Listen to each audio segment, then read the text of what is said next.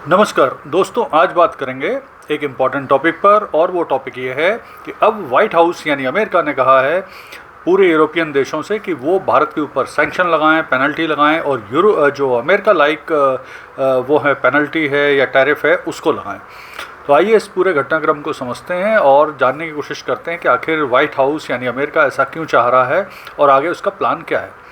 तो देखिए, जैसा आपको पता है कि इन दिनों चाइना में शंघाई कॉरपोरेशन ऑर्गेनाइजेशन की मीटिंग चल रही है। वहाँ पर 31 और 1 सितंबर को ये मीटिंग होना है, 31 अगस्त और 1 सितंबर को। और कल ही मोदी जी और शी जिनपिंग की बहुत बढ़िया मुलाकात हुई है। उस मुलाकात में बहुत पॉजिटिव डेवलपमेंट हुए हैं।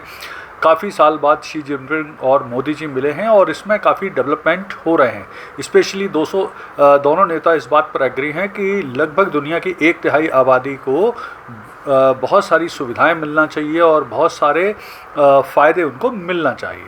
और इसी मीटिंग में Putin, Xi Jinping, Modi ji की मुलाकात होना है, तो और उस पूरी विश्व मीडिया की इस पर नज़र है। तो इसी दौरान ये जो वाइट हाउस ने यूरोपियन देशों को बोला है कि आप जो भारत के ऑयल खरीदी है उस पर लगाइए, जो अमेरिका लाइक टैरिफ हैं उस तरह से लगाइए।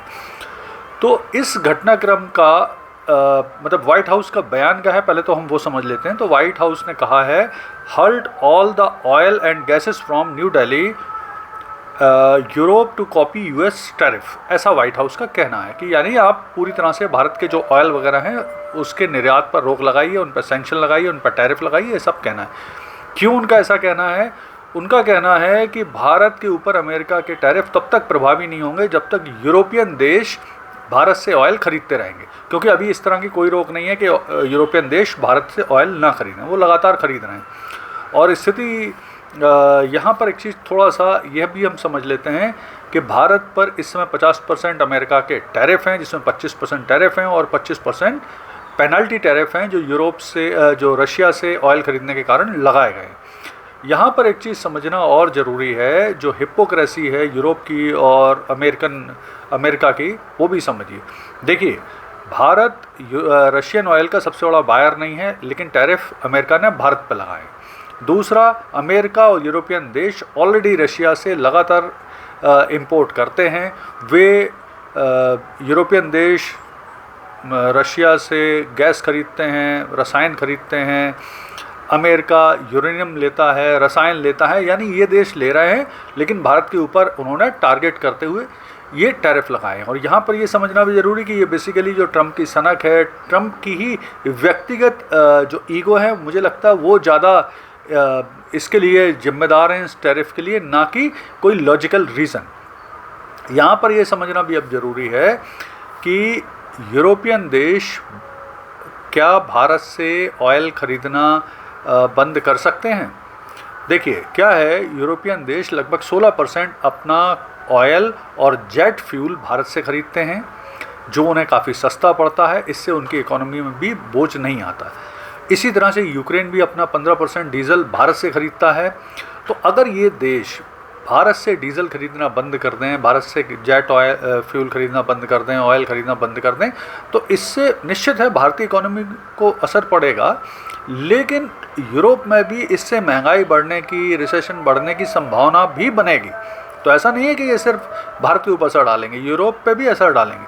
तो उनके लिए भी डिसीजन लेना आसान नहीं है। जो हमारे विदेश मंत्री हैं एस जयशंकर जी, उन्होंने ऑलरेडी बोला हुआ है कि जो भारत को गलत तरीके से टारगेट नहीं करना चाहिए, यूरोप को, अमेरिका को। इसी तरह से भारत के जो विदेश मंत्रालय के प्रवक्ता हैं, उनका कहना है कि यूरोपियन देशों को और अमेरिका को भारत की एनर्जी नीड को बेहतर तरीके से समझना चाहिए कि क्यों हम सस्ता ऑयल खरीद रहे हैं। और इसी तरह से ये भी कहा जा रहा है भारत की ओर से कि जब रशियन यूक्रेन युद्ध शुरू हुआ था, उसके बाद दुनिया में तेल की कीमतों में स्थिरता बनाए रखने के लिए बाइडेन सरकार ने ही भारत को बोला था कि वे लगातार खरीद सकते हैं रशिया से सस्ता ऑयल।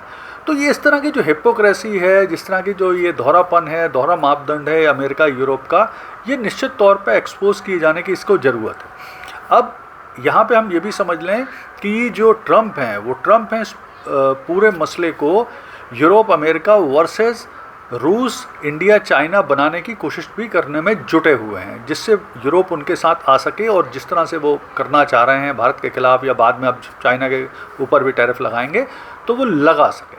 लेकिन कुल मिला के कुछ भी हो, अगर यूरोप भी भारत के ऊपर टैरिफ या सैंक्शन वगैरह लगाता है तो इससे यूरोप में महंगाई बढ़ने के चांस, ऑयल की कीमतों बढ़ने के चांस और रिसेशन बढ़ने की संभावना बन जाएगी। धन्यवाद।